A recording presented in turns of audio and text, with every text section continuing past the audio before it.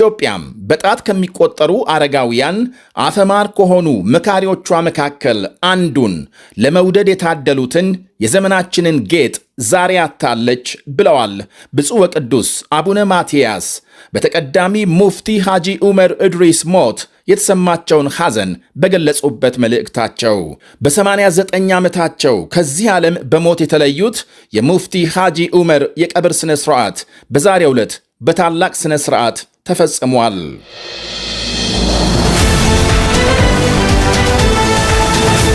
በአሜሪካም የኮሎምቢያ አምባሳደር ወደ ሀገራቸው በአስቸኳይ ተጠሩ። በሁለቱ ሀገሮች መካከል ውጥረት መንገሱ ይነገራል።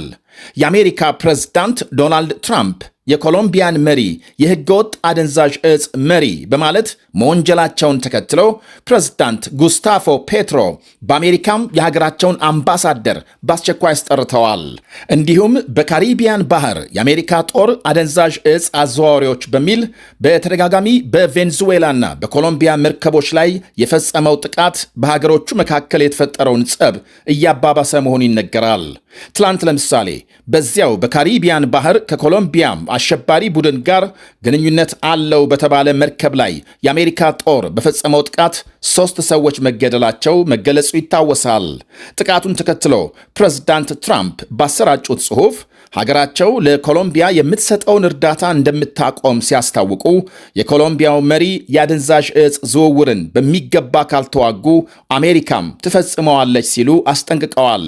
የኮሎምቢያም የሀገር ውስጥ ጉዳይ ሚኒስቴር ዛሬ ባወጣው መግለጫም የፕሬዝዳንት ትራምፕ ንግግር በኮሎምቢያ ላይ ወረራ ለመፈጸም ወይም ወታደራዊ እርምጃ ለመውሰድ የተሰነዘረ ዛቻ ነው ብሏል። ፕሬዝዳንት ፔትሮ በበኩላቸው ትላንት በአሜሪካ ጥቃት ከተገደሉት መካከል አንዱ አሳ አጥማጅ መሆኑን በመግለጽ የአሜሪካ ባለሥልጣናት የውሃ ክልላችንን በመጣስ ግድያ እየፈጸሙ ነው በማለት ከሰዋል።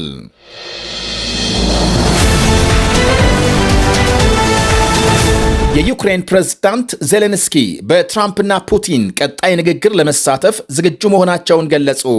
የአሜሪካ ፕሬዝዳንት ትራምፕና የሩሲያ አቻቸው ቭላዲሚር ፑቲን በቀጣይ ሳምንት በቡዳፔስት ሃንጋሪ ተገናኝተው ለመነጋገር ቀጠሮ መያዛቸው ይታወቃል። ዜሌንስኪ ከተጋበዙ በንግግሩ ለመሳተፍ ዝግጁ መሆናቸውን ገልጸዋል።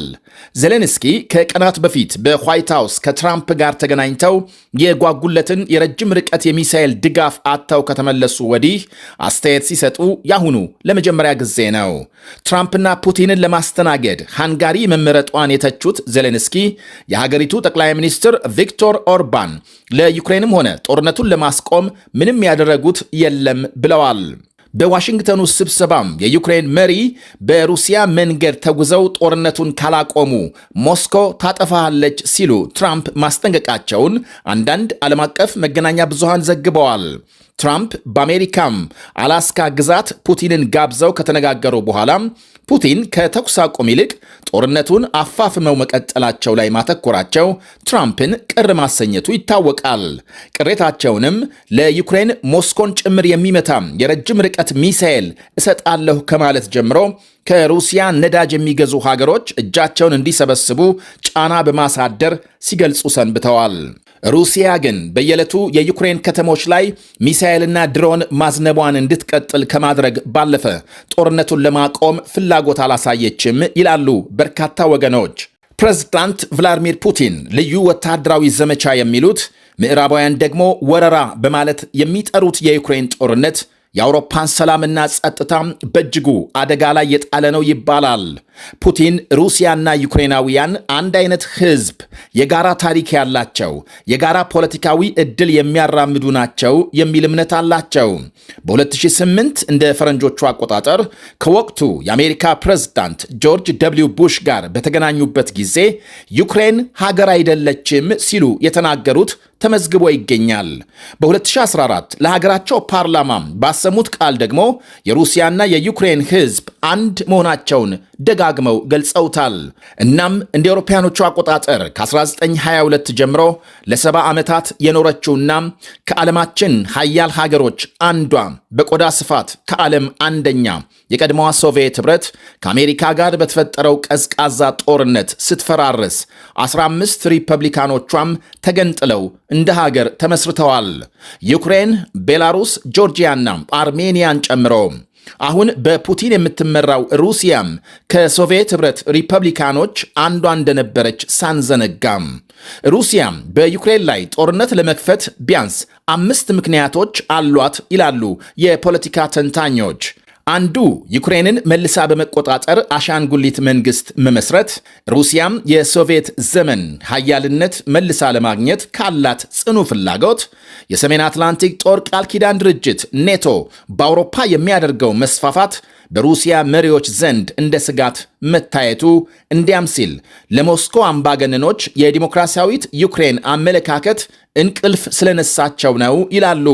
37 ሚሊዮን ሕዝብ ያላት ዩክሬን በስንዴና በሌሎች ዘርፎች በዓለም ገበያም ከፍ ማለቷም የፑቲንን ቀልብ እንደሳበ ይነገራል። በሌላ በኩል እናም የሩሲያ መንግስት በ2014 ክሪሚያን በመያዝ ያሟሻውን ጦርነት በየካቲት 2022 በድጋሜ ከፍቶ እነሆ ዩክሬንን እያፈረሰ ራሱም በማዕቀብ ተሽመድምዶ ከ3 ዓመት በላይ አስቆጥሯል።